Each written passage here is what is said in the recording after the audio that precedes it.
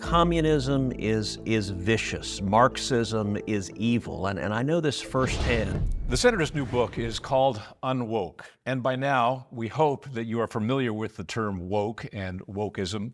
What you may not be entirely familiar with is how it has virtually infiltrated every American institution, and no book, nothing I've seen has encapsulated this wokeism and its level of infiltration, its level of metastasis, as much as this book. And what makes it so palatable to the average reader is that you have a personal story to tell about this, largely through your father, who was born and raised as a young man in Cuba, supported the Batista regime just before Fidel Castro came into power, was arrested as a young man, a bomb thrower. He was. Let me quote from your book. Quote, Marxist revolutions have always begun with the children, young and idealistic and passionate, and oh so unaware of the vicious perils that await them. Teenagers can easily be swept up in the currents of revolution. My father joined up and began doing acts of sabotage, burning government buildings, throwing Molotov cocktails, whatever he could do to undermine the oppressive regime. That's what had landed him in prison at the age of 17. Batista's police had caught him, and they were extracting brutal revenge. Yeah. He came home as a 17-year-old bloodied, covered in his own blood, to the great dismay of his mother.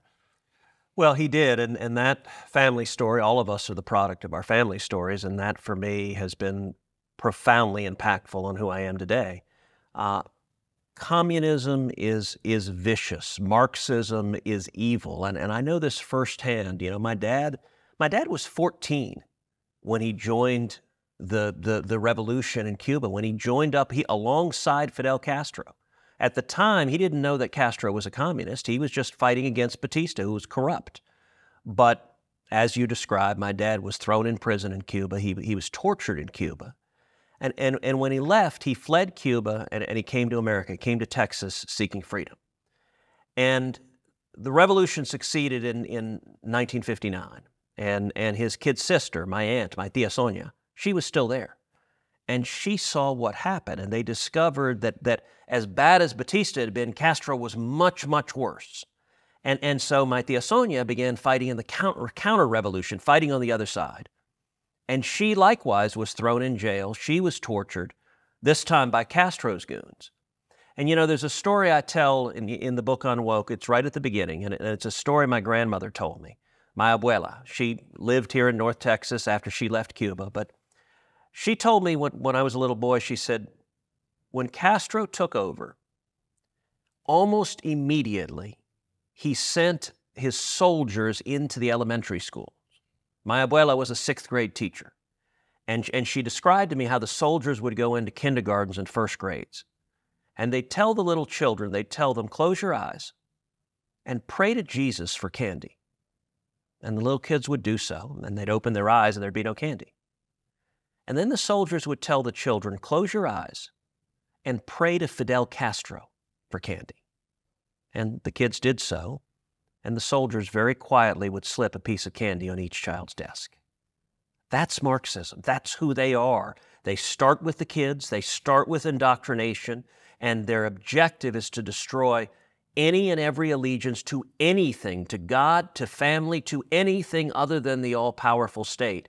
And I wrote this book because I see those same forces have captured the major institutions in America, and it's tearing our nation down. And I weep for America. I know millions of Americans do too, and I think there's an urgency to take those institutions back. It's now manifest in the elementary schools, as you elucidated, but it began in the university in the United States. You cite one person in particular, Herbert Marcuse. I hope I'm pronouncing that correctly.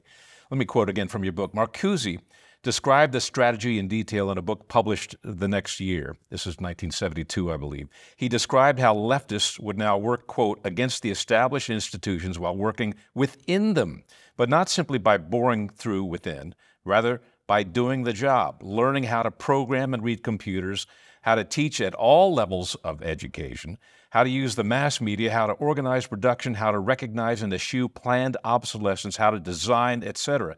And at the same time, preserving one's own consciousness in working with others.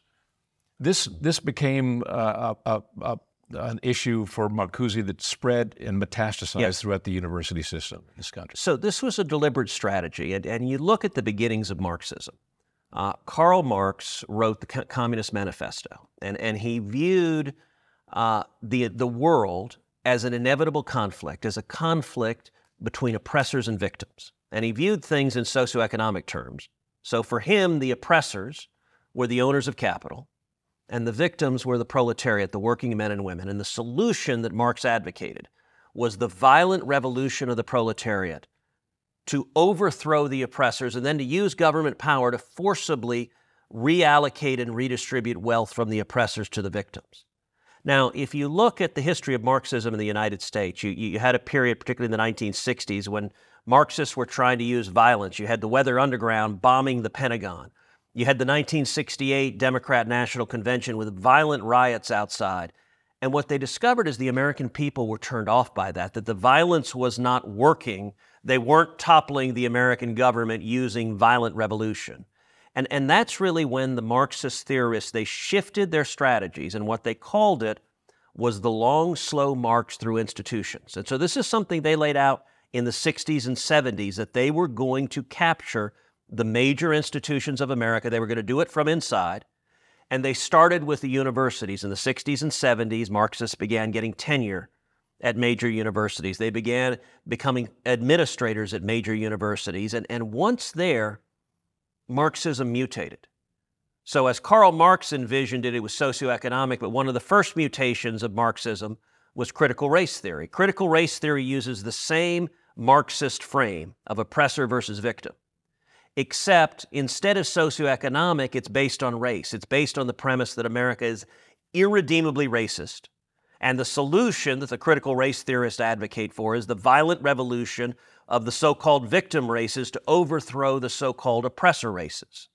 From there in the universities, it mutated more, and it went along the lines of gender and sexual orientation and gender identity. And to bring up the immediate relevance of cultural Marxism right now, just look at what is happening in universities across this country, at the viciously anti-Israel, anti-Semitic riots you're seeing, the Jewish students being threatened. You know, a couple of weeks ago, I was visiting with a very successful tech entrepreneur from Silicon Valley, and he's a man of the left. He's a Democrat. And he was expressing bewilderment. He said, where is all this anti-Semitism on the left coming from? Whether it's the squad in the House of Representatives, or whether it is these violent riots on university campuses. And I explained to him, I said, look, to the modern left, they have coded Jews as oppressors, and they have coded Palestinians as victims. And so accordingly, the cultural Marxists support the violent revolution of the so-called victims against the so-called oppressors, and it's why you see the cultural Marxists cheering on the Hamas terrorists.